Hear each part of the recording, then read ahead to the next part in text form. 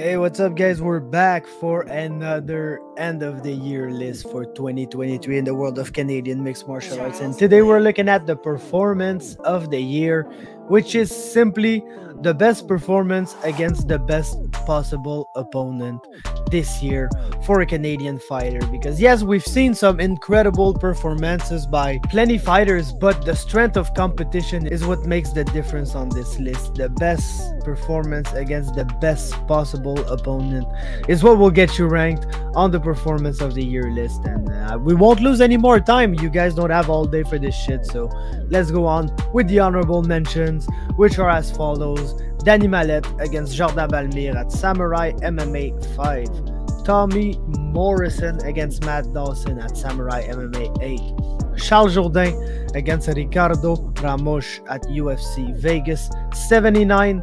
Lupi Godinez against Elise Reed at Noche UFC. And Mike Malott against Yohan at UFC Vegas 70.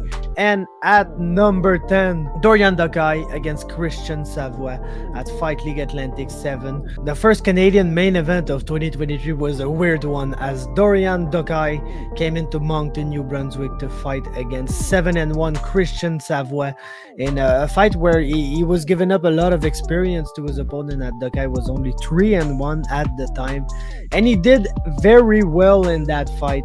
Lost a point in round 1 for an illegal shot to the back of the head, which is a questionable call.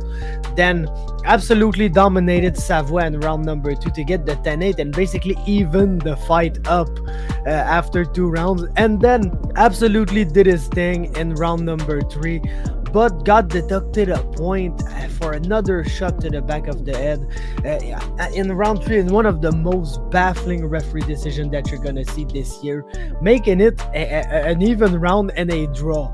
But Dokaj absolutely deserved to win that fight. The fight was only a draw because he lost 2 points in it. He would have won according to every other metric in the world. And just to go into enemy territory and basically defeat the local guy, who is also a guy that has twice your experience and who is very close to making it to the UFC, that's an amazing performance for Dokaj. So he may have not gotten the win in that fight on paper, but I gotta salute his performance whatsoever, and that's why he gets number 10 on the list. At number 9, we've got Xavier Nash against Alex O'Neill at Unified 53. And just when you think that it's time to write off Xavier Nash once again, he just proves to you that you can't do that ever. Nash came into that fight on a 2-fight losing streak, lost a split decision, very close split decision to Achilles Estremadura earlier in the year. Then went on to Samourai MMA and got TKO'd in 34 seconds against Robert Series. And that's the moment when you're like, Xavier Nash had an amazing run, became an elite lightweight in the country, but like, is this the time where it kind of falls back to where it was before, when he was a 500 fighter?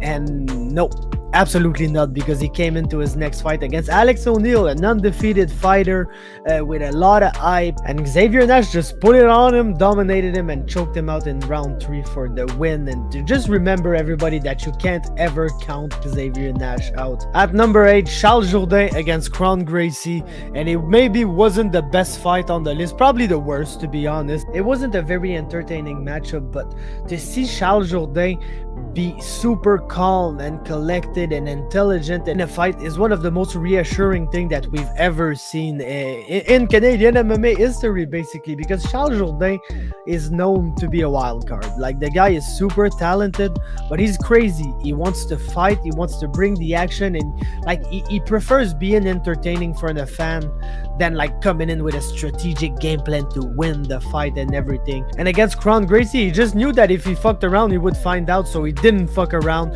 He was able to spend some time on the ground with the BJJ black belt and just be intelligent in his guard, be very careful with the way that he threw his punches and everything, just stay calm and collected and out of danger for the full duration of the fight. And to see him put on such a mature performance was very encouraging for Charles Jourdain's future. I think it's the day that Charles Jourdain became a man that we've seen him take some very mature decisions in the cage, and it was a great performance. I gotta highlight it, and that's why I got it at number 8 on the list. At number 7, we've got Nguyen and Majed Hammo at Unified 52.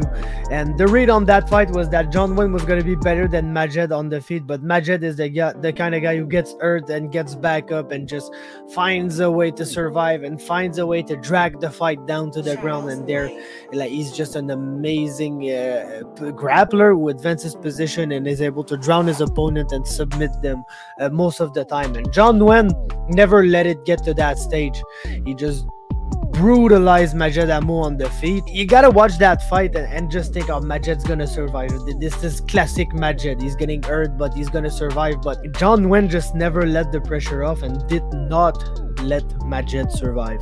He just killed him off in the first round, became the unified 145-pound champion in a career-defining performance. Nguyen is one of the prospects to watch now because of that win, and that's why I had to put him on that list at number 7. Number 6 now, Jesse Ronson, Rodrigo Vargas. And yeah, Jesse Ronson, we all know his caliber. We all know that he should be fighting for one of the biggest promotions in the world, and he proved it once again at Samourai MMA 6 when he fought Rodrigo Vargas, who was fresh off his UFC run, and he just punched him in the body and finished him in the first round in a couple of minutes. Jesse Ronson is just the best, and you can give him UFC level opponents, or you can give him cans, or you can give him anybody.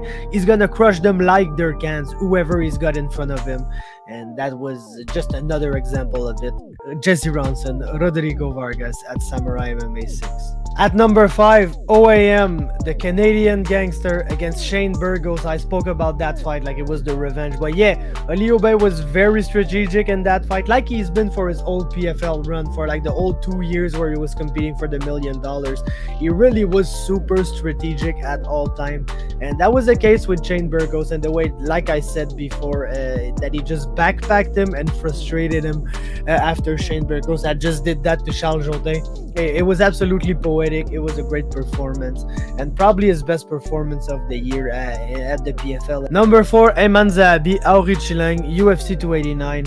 And going into that fight, there were, I won't say some doubts, because I think Aiemann was rightfully so the favorite, but Aoriqileng is very tough. Is a guy who always went to the decision, who always brought on the fight to his opponent, and always made it exciting and back and forth and complicated. And Aiemann Zahabi had some success with his overhand right, knocking some people out in the previous fight, and he used the overhand to force his opponent to go back in a straight line, and he absolutely connected with the left hook that he threw after the overhand. So used his biggest punch to set up another knockout punch, an amazing left hook knockout in the very first round, to really get it going at UFC 289. Before that, we had Carl Nelson, Diana Belbita, but they were both decisions and maybe not like the most thrilling fights, even though they were wins for Canadians. Zahabi really put it on another level, and it never went down from there at UFC 289. So he's got number 4 on the list. And at number 3, it's another UFC 289 matchup, as we've got Jasmine, Jasudavicius, Miranda, Maverick. Jasmine was not the favorite at all. She was probably one of the biggest, if not the biggest, underdog on the whole card. And like, she did not want to hear that at all, because she came out of that fight and absolutely dominated Maverick with her punches, with her wrestling. We really saw her go back to her old aggressive striking style that I liked so much, and like we discussed with her and Chris Prickett after the fight, that was the game plan, to be that, but with defense, which is the thing that maybe was lacking in her previous UFC performances, even on the Contender Series, as she got kicked in the head very flush at a point, and I still to this day don't know how she didn't get knocked out from that blow. But yeah, the defense was there, the offense was there, the takedowns, everything was there. Super complete performance, and big upset win for Jasmine Jasudavicius in that fight. She gets number 3 on the performances of the year list. And at number 2, Michael Dufort, Luis Pena. You know that Dufort had 2 of these performances this year where he just went into enemy territory and defeated the local fighter, who is also a UFC vet and a very well-regarded regional fighter. In Luis Pena, he just guillotined him. brutally in the very first round. And you knew that I had to give Dufort at least one spot on this list. Come on, he's my guy, and his performances were incredible, so I had to give that to him. And at number 1, if you really thought that I wasn't gonna give him 1 and 2, you guys were absolutely crazy, because number 1, Michael Dufort, Giannetti. The guy went to Boston with an abs t-shirt and absolutely fucked their guy up like super easily, took his back, put him on a rear naked choke on his jaw. Giannetti didn't want to defend the rear naked choke for a reason or another. Like, I understand that, like, it wasn't under the neck, so he kind of was wrongfully not concerned by the choke. But yeah, he got choked out in the very first round. Dufort won the belt. He's now the Cage Titan FC champion. That's his first belt as a professional, and he probably made it look even more easy than against Luis Pena. So of course he gets the first spot, or of course he gets the second spot. Of course he needs to fight for the UFC or the PFL or something like that next year, because he's in the prime of his career. He's one of the best lightweights in the world. When I say that, I absolutely believe it. Mick Dufort could make waves for any major promotion right now, and he needs to get the chance. And that's why I had to put him at 1 and 2 for the performances of the year 2023, Michael Dufort. And that concludes the list. Give us a like, give us a share, give us a comment. Anything would be appreciated. Also subscribe if you don't want to miss the year-end lists that will still be coming up in the next few days. Thank you guys for watching. See you next time.